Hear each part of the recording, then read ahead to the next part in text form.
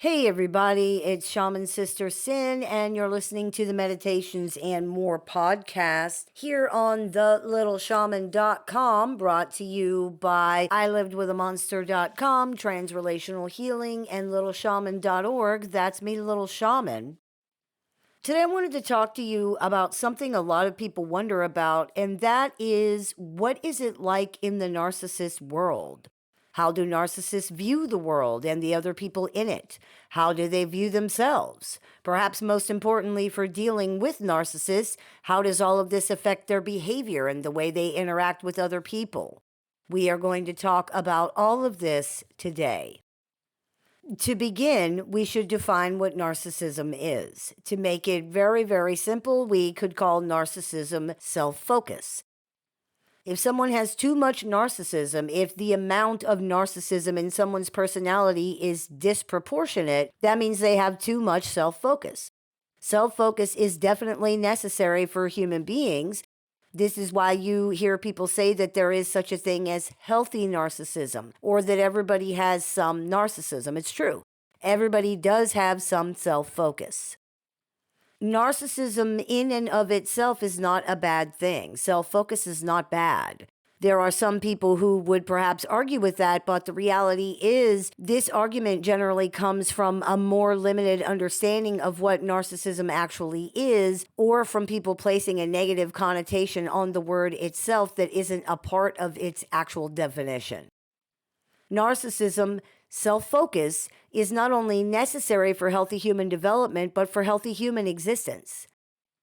However, when someone has too much narcissism, when they have never grown out of the totally self-focused stage of development and have instead grown into it, they focus on themselves to the exclusion of all other things, and in such a way that negatively impacts their lives in multiple or even all areas.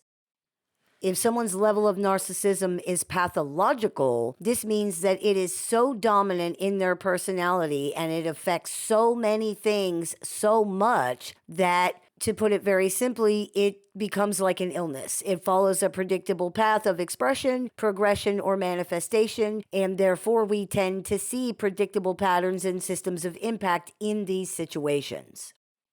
This is one of the reasons people ask things like, geez, how are all narcissists the same? Did they all read the same book? The reality is the machinations and manipulations that we see in these personalities are all a part of basic human programming. We see many of these in toddlers, for example. People often make the mistake of believing that because we're able to explain how and why these things work, this means narcissists must have learned it somewhere and that's how they know how to do it. But it doesn't need to be learned. It can be normalized, it can be modeled, encouraged, and condoned instead of corrected by somebody's caregivers or their parents, but it doesn't need to be learned. Humans wanted to find out how to explain these things because they were already happening. That's why we can explain them, not the other way around. These things were not invented by anybody. They have always existed. It's just that how they work and why they work can now be explained. That doesn't mean that people using these tactics understand how they work or why they work or that they care. It's kind of like using a remote control. Most people know how to use a remote control, but you might not understand how it works. For example, you might not understand why pushing this certain button on the remote causes the device that the remote is paired with to react a certain way. And you probably don't care because you don't need to understand how it works in order to use it. All you need to know is what button to push. This appears to be how many narcissists use manipulation. You now understanding it doesn't mean that they do or that they care. You sought out that information because you had to. Chances are these folks have not. They just do what they do and what they have always done. That's not to say that some of these personalities don't plan and plot manipulative schemes, but the majority of narcissists seem to operate on autopilot in many respects. They tend not to think these things out in the way that, for example, the people who are dealing with the things have to think things out in order to understand what has happened to them. It's just not really the same. You have a very strong motive and a reason for trying to understand what was done to you and what happened to you. They have no reason to care. So, to answer the question, did they all read the same book? No, of course not. But the human mind generally works in basically the same ways under the same general circumstances. That's how you end up with people who have similar issues or face similar circumstances, reacting and behaving in the same basic ways, having the same basic emotional experiences, and things like that.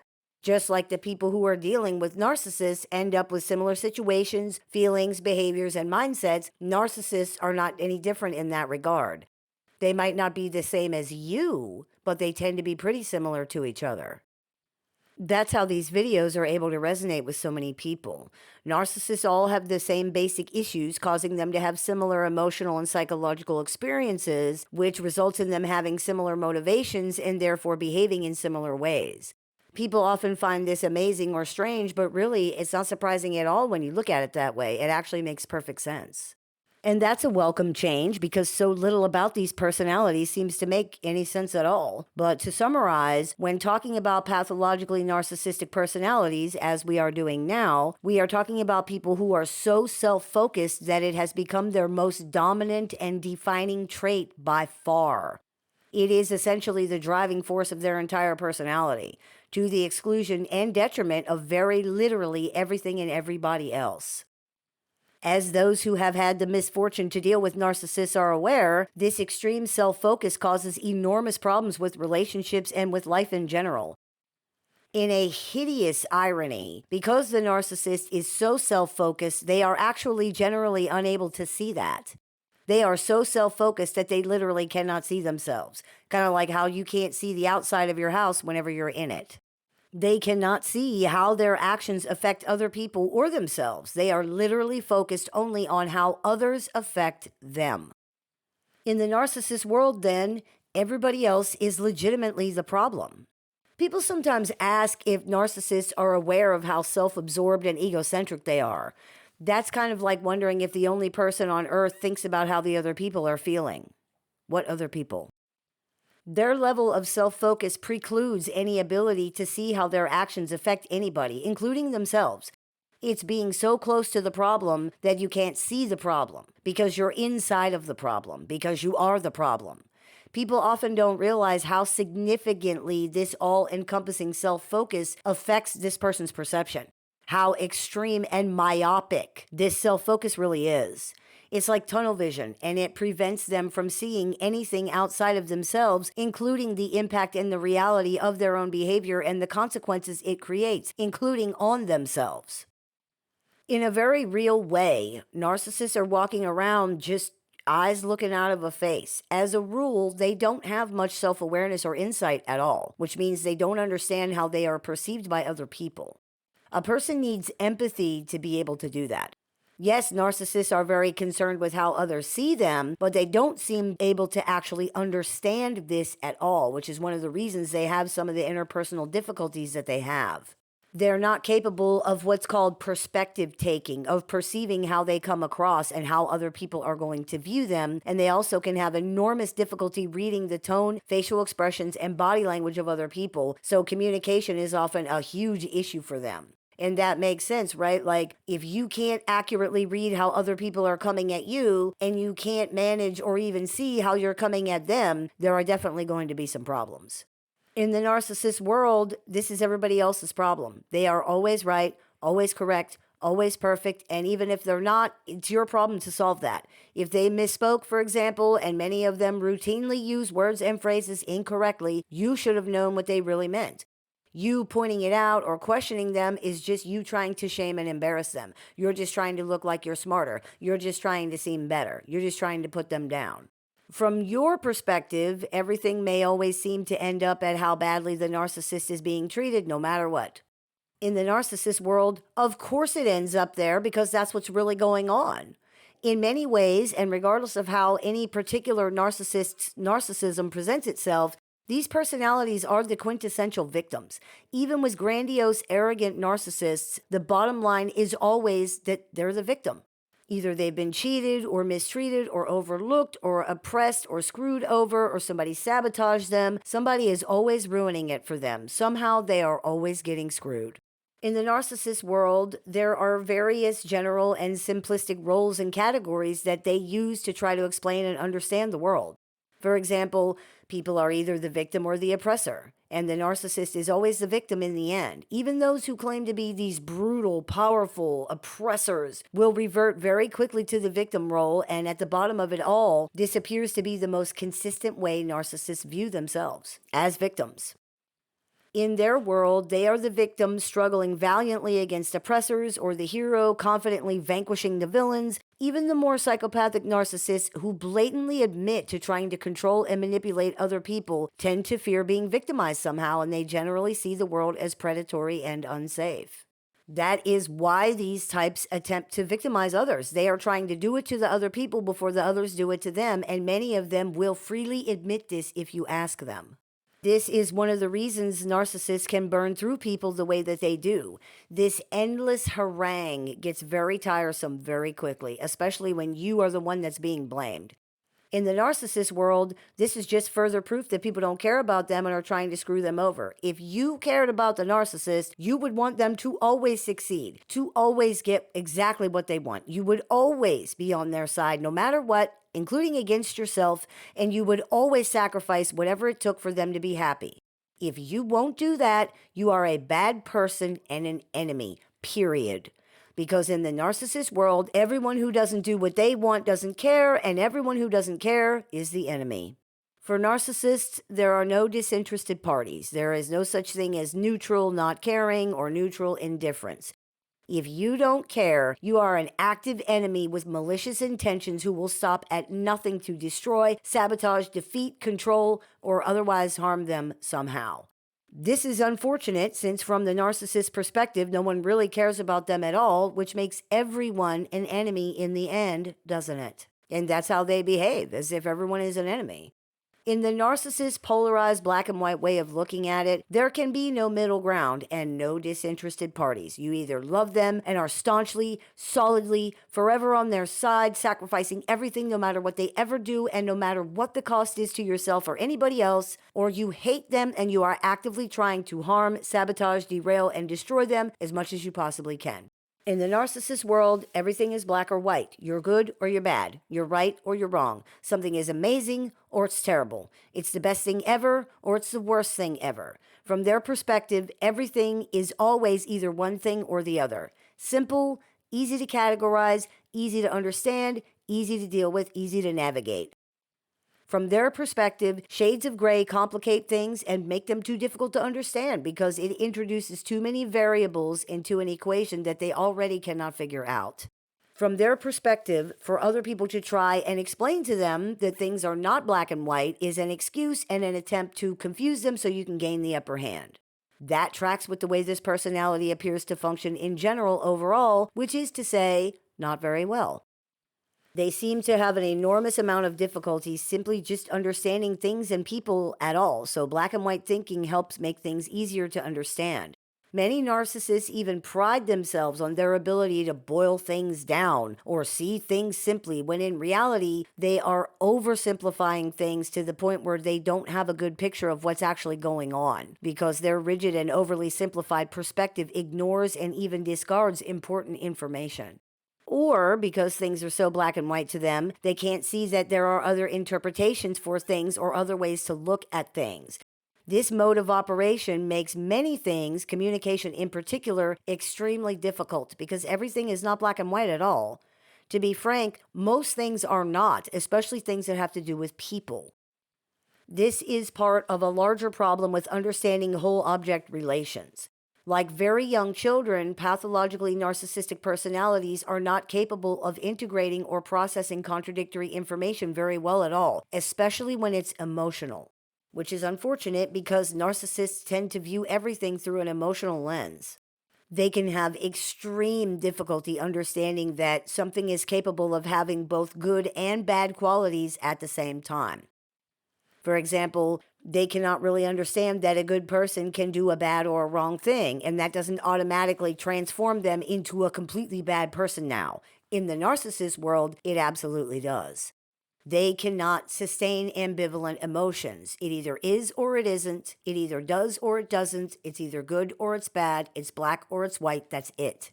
They're not capable of being disappointed in somebody and still remembering that the person has good qualities. For example, they cannot do that. This is how narcissistic splitting happens. The narcissist cannot process or understand this concept at all, so their brain creates two different images of the person, one good and one bad. They have split the person's identity in two, and they may even react to these separately perceived parts as if they are different people. The truth is, it's the narcissist who has split. They can't integrate their different parts either.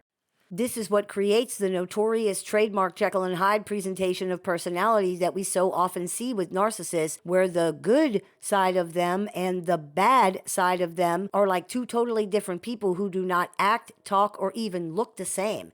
It's like they have an evil twin in the same body. In the narcissist world, this is how they see other people. They did not change, you did. They're not seeing you in a bad or negative way. You are bad. And now the scales have fallen from their eyes at last. They can see you as you really are, not just as the evil that you have become, but that you have always been. All of your previous actions are now being processed through their new eyes, and they can now see the abuse or jealousy or stupidity or whatever else the thing that was always there. In the narcissist world, everybody is a manipulative liar who is only out for themselves and will screw other people over at the first opportunity, so this is all par for the course. Of course you are evil and abusive, or foolish and stupid, or some other kind of bad, toxic, worthless person. Everybody is.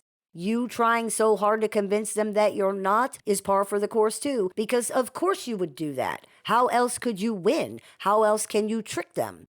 Hey, they get it. Although you are still going to be punished relentlessly for your treachery, how dare you try to trick and manipulate them? How dare you play them for a fool? It seems that narcissists are actually not able to vet information very well for truthfulness or threats. They also cannot read body language or facial expressions very well at all. They don't bond. They are pathologically distrustful and afraid. Because of these things, they seem to have decided to just assume that everything is a harmful lie or a scam of some kind, and that will protect them. After all, if you just assume that every dog is going to bite you, then you're never going to get close enough to a dog to get bitten by them, right? This is how narcissists interact with other people. They are afraid, they are suspicious and paranoid, but also they cannot suffer the trauma of truly being seen. To be seen is to be known, and to be known is to be exposed for what you really are, which in this case is nothing. This person has no identity. They have no real self. They are desperately afraid that people are going to see that, even if they don't know it. This automatically keeps all relationships at an arm's length. Though narcissists do want to be loved and admired and accepted in the context of these things that they can understand, they don't believe that they ever will be, and the plain truth is they can't get past that. They could never put their guard down to even give it a try because they just do not believe it. This means that no matter how much you do to try to prove that you're trustworthy, the narcissist is never going to believe you. They will never trust you, and they will never really get to know you any better than they did on the day they met you. They saw a false image of you then, and they always will. This needs to be understood because it's one of the most common and most painful situations people find themselves in when dealing with narcissistic personalities. In a very cruel twist of fate, the harder you work to try to convince a narcissist that you're a good, trustworthy person that is not trying to harm them, the more convinced they become that this is exactly what you are. After all, why else would you be trying so hard to convince them? Because you care? Good one. Love is not real, and even if it was, no one would ever love them. So just drop the act and admit that your scam didn't work. They saw through you. Nice try, though. In the narcissist world, everyone is a manipulative liar. Everything is a scam. Everything you are doing is to try to convince them to drop their guard so you can hurt or control or take advantage of them. They do not ever let go of this idea, no matter how long they have known somebody. A person they've known for 30 years is still capable of anything at any time, even though they've never done anything to hurt the narcissist in that entire time. You cannot earn anything in these relationships, not trust, not good faith, not the benefit of the doubt. Narcissists don't seem to be able to see any reason for doing things other than because you're trying to get something. And if you're trying to convince them to trust you, it must be something bad. They are often unable to articulate what this might be, but they are still 1,000% sure of it.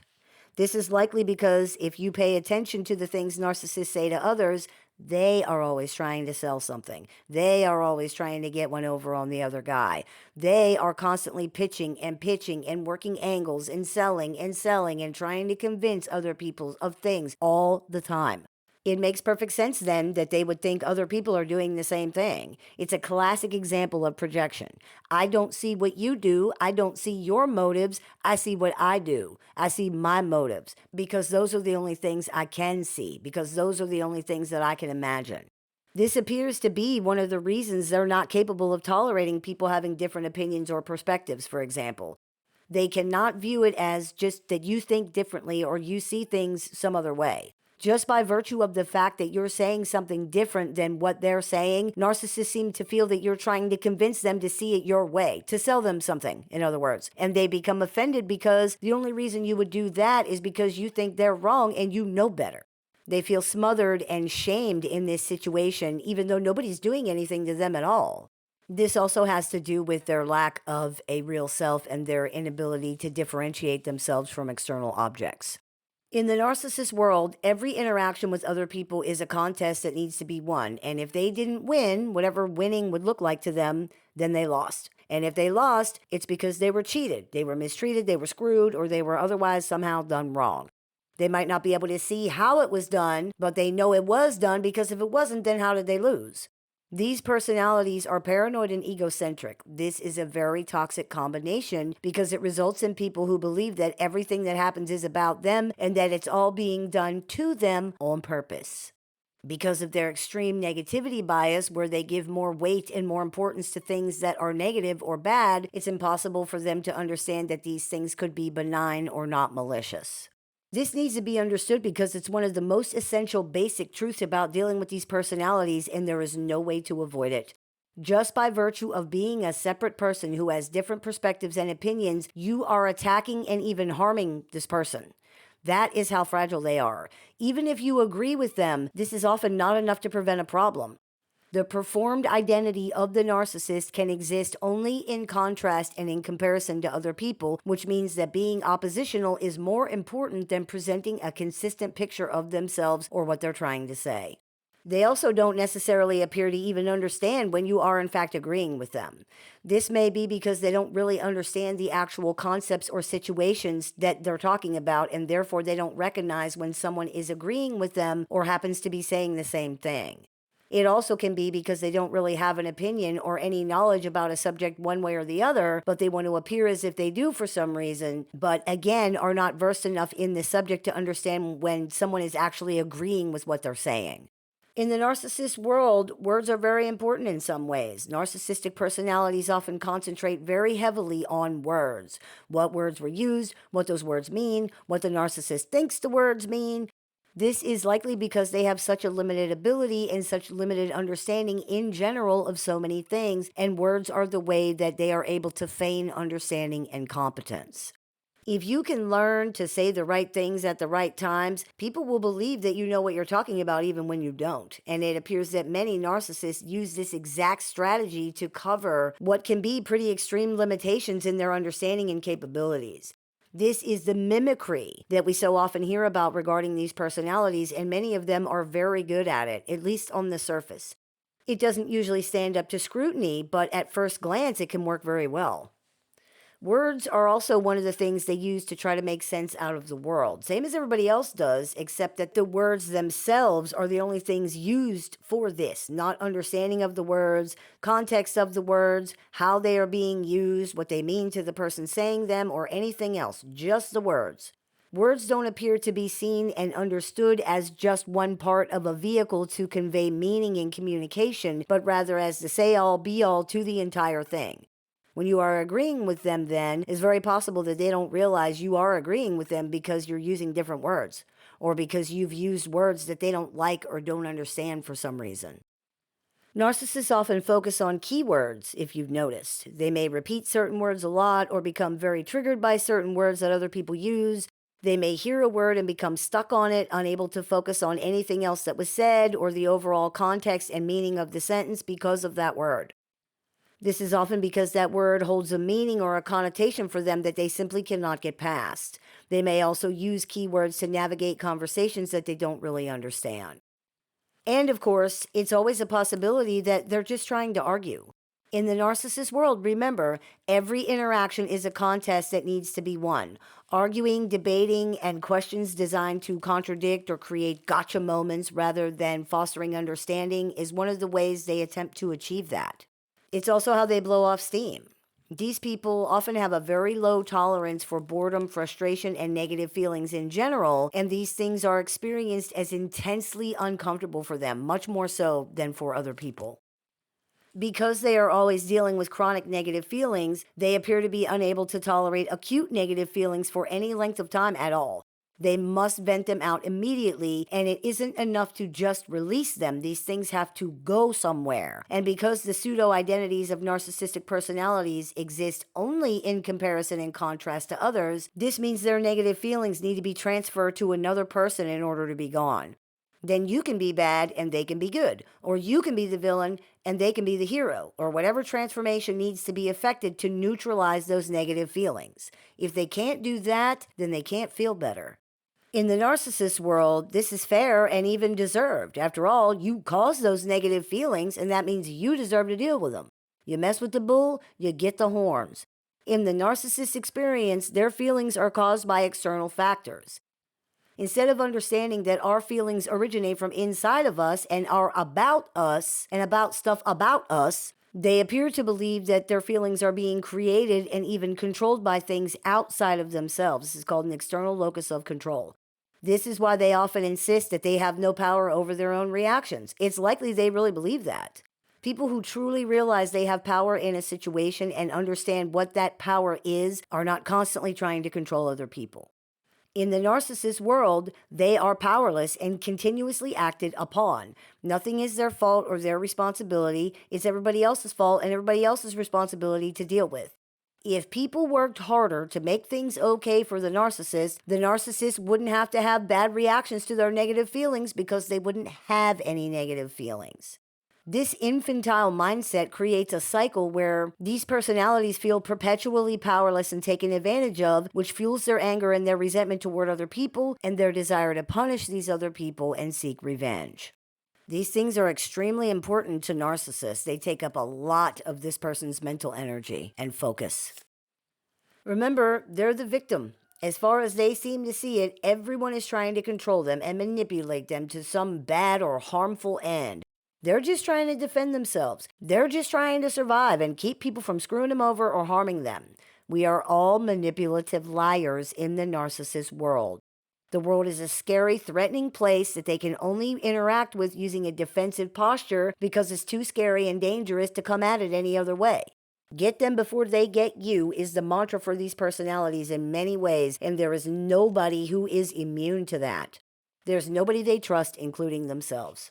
If you can't trust yourself, you can't trust other people, and they don't. If you feel powerless on top of that, this creates a very toxic situation where they feel that they are at the mercy of people who could at any moment decide to harm them. This is another one of those things about narcissists that sounds convoluted or counterintuitive, but actually isn't. Like children, narcissists perceive other people as having power and themselves to be powerless. This is why they try to control other people. If they perceive others as having power, and specifically power over them, then if they control that person, they have power too, and ultimately this translates to power over themselves and their own lives. Then they're not at anybody's mercy because they are controlling the person or the people who they believe to be controlling them, who has power over them.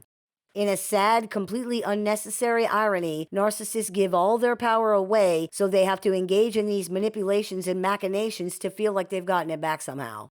It's going around your elbow to scratch your wrist. There's no need for that. The reality is, they're at nobody's mercy. Nobody controls them. They have the same ultimate control and power over their own lives and selves that everybody else has over their own lives and their own selves. However, narcissists do not see that, and they wouldn't want to accept it even if they could see it, because with power comes responsibility. They cannot bear the responsibility for themselves, their feelings, their thoughts, their choices, their actions. The result of that is these incredibly toxic, manipulative mindsets and behaviors that harm other people and make the narcissist chronically miserable, chronically distrustful, and chronically afraid. Inside the narcissist world, they are at war with everyone and everything and themselves as well at all times. There's no peace, no relaxing, no safety, no security. They don't believe in true goodness or morality or ethics. These are all just things people say so that they can look better to other people, because we all have to pretend to be good people out in society. Everyone secretly feels like they do, would do what they do, thinks like they do. Everyone secretly hides what they're hiding. And if any people truly are not like them, then those people are weak and stupid and they get what they deserve. Narcissists don't believe in good people. That's why everything with them is a contest based on who can look better, not who can be better. They believe in smart or stupid, weak or strong, powerful or powerless. If you are weak and stupid, then you get what you deserve. If you are strong and smart, you'll get what you want.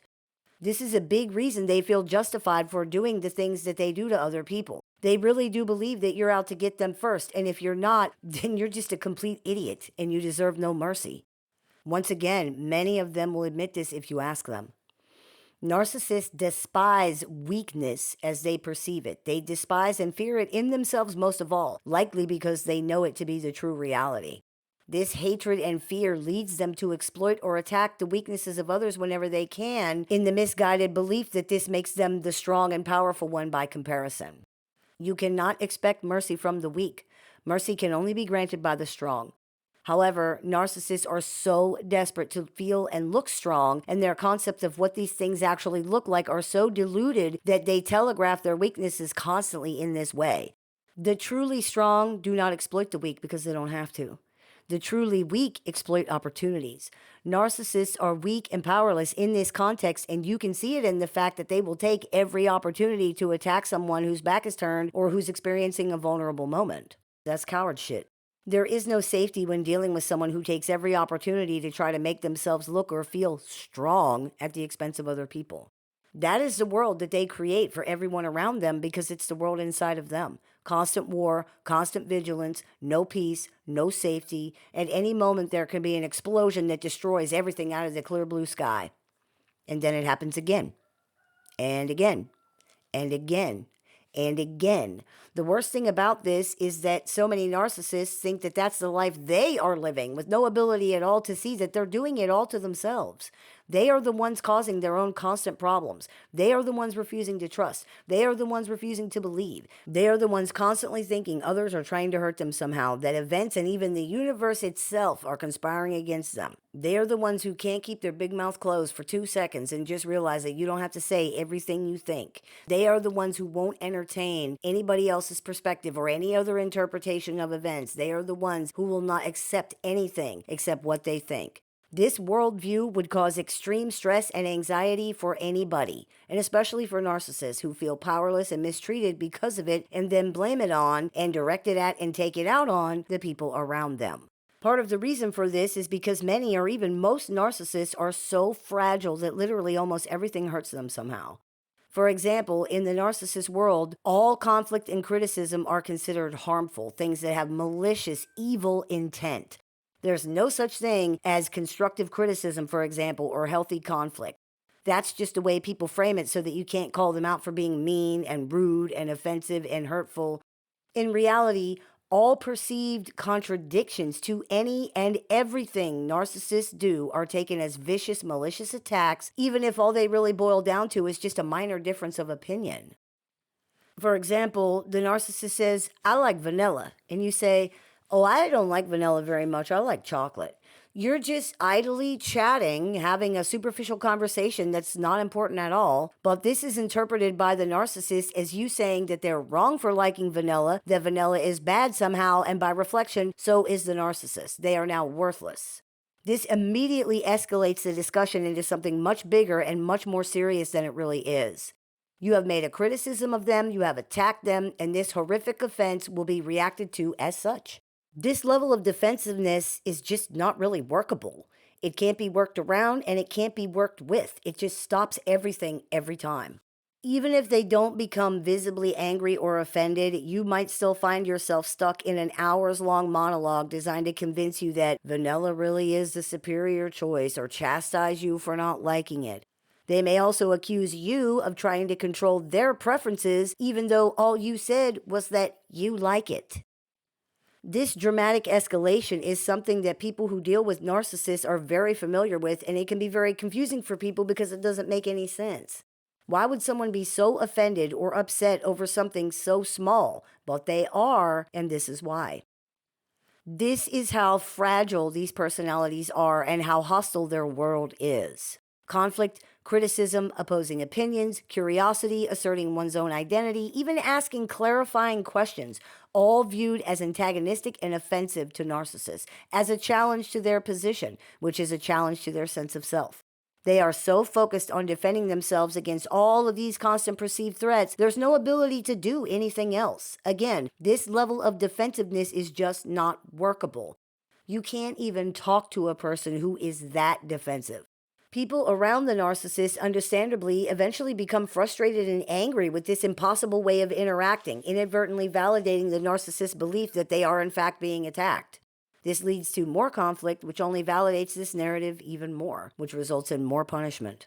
In the narcissist world, they are constantly under attack. Constantly means all the time. Every single thing you say, you are likely offending this person hundreds of times a day without realizing it. They are at war. In the narcissist world, love and trust are just words that people say. In the narcissist world, everyone is fake. No one says what they really mean, and so it's up to the narcissist to decode what everyone is really saying. In the narcissist world, everything and everyone is dark and scary and predatory. There is no hope. There is no safety. There are no good people. There is just them versus the world. Literally, no one but them exists individually. It's just a mass of people trying to do them dirty, and there are no individuals in that mass. Everyone is seen the same, trusted the same, treated the same. This is why so many of them take joy in tricking and manipulating and hurting other people. It makes them feel smart and powerful, like they're on top of things. You were going to do it to them. They just got you first, so haha, you deserved it. And if you weren't going to do it to them, then you really deserved it, didn't you? You're just too stupid to live, so you get what you get. Guess you should have been smarter. It's important to remember that it takes no intelligence to hurt other people. It takes no intelligence to trick or manipulate people who trust you. Despite their reputations as being master manipulators, the only actual skill that's required to be successful at these things is the willingness to do it. If you are willing to lie, if you are willing to be phony, if you are willing to be shady and to cheat and steal and snake other people around behind their backs, if you have no morals at all, you can be a successful manipulator. It's not that hard, and it takes no special skill or ability or intelligence at all. Manipulators, like narcissists, are not outsmarting other people. They are taking advantage of other people's trust. They see it as outsmarting other people, but that's because they don't even understand what trust is.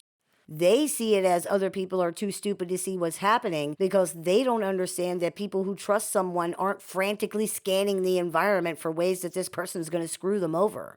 Trust means you don't worry about that, which is something a narcissist cannot understand. You're dealing with someone who feels that to compromise is to lose. That considering other people is weakness, that being asked to be kind to other people is some kind of manipulation that's being perpetrated against them. To trust others is to be set up for a scam. To listen to other people is to be brainwashed and talked out of your side. To understand or to empathize is to be fooled. In the narcissist world, to give literally anything to other people, even basic respect of the space to exist, is to diminish themselves somehow. This is a very limited person who is basically trapped in a hell that they cannot get out of. They are the one who doesn't see how things really are. They are the one who doesn't understand. When dealing with a narcissist, you can become trapped in this hell with them, and it's not only terrible, it's horribly confusing. This is a completely alien landscape for people who understand that love and trust are real things, that safety is possible, that relationships don't have to be a war, that good people do in fact exist.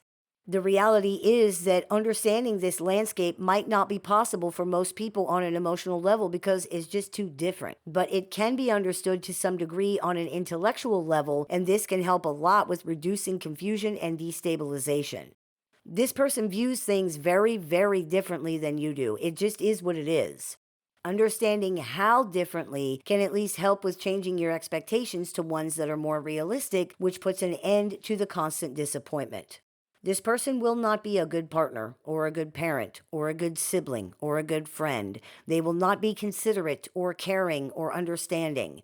They're not going to stop being so defensive. They're not going to stop trying to get one over on everybody. They're not going to stop thinking that you're trying to harm them. They're not going to stop lying. They're not going to stop stealing. They're not going to stop cheating. They won't start believing in love or trust as real things. They won't start considering the perspectives of other people. They're not going to start having empathy.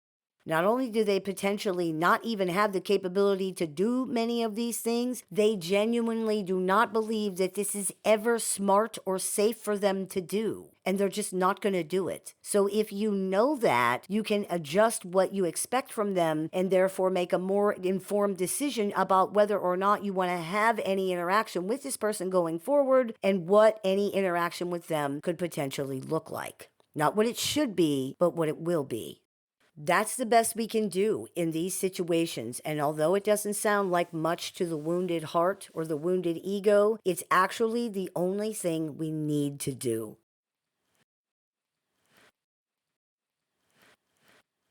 I hope this clears a few things up for you. As always, I look forward to your comments, questions, and suggestions, so please keep those coming. I take appointments online, over the phone, via text, via messenger, via email, and through Skype and Zoom for clients worldwide. So if you are interested in speaking with me one-on-one, you can visit littleshaman.org to do that. I have several books in publication, so if you are interested in picking up a copy of any or all of those, you can visit littleshaman.org to do that or find them on amazon.com. I teach workshops, seminars, clinics, and classes, so if you are interested in seeing what we're running this month, you can visit littleshaman.org to do that. And if you are interested in joining our support group with access to exclusive content, weekly support meetings, and more, you can visit littleshaman.org to do that as well. You have been listening to the Meditations and More podcast here on thelittleshaman.com. Just type that in. It'll take you right to the YouTube channel. Brought to you by ILivedWithAMonster.com, Transrelational Healing, and littleshaman.org. That's me, Little Shaman. May the Great Spirit bless you. Have a beautiful day. If you've been struggling through dealing with or recovering from an unhealthy relationship with a narcissist or other toxic personality, The Little Shaman has a catalog of over 500 YouTube videos designed to support your journey from discovery to recovery. You can also find additional resources on the Little Shaman website, including tools, courses, workshops, a support group with weekly meetings, and one-on-one appointments with the Little Shaman that are open to clients worldwide. There's even an AI chatbot built and trained exclusively by the Little Shaman using her work that can answer questions 24 hours a day, 7 days a week. For more information, visit littleshaman.org. You can listen to The Little Shaman wherever you find your favorite podcasts.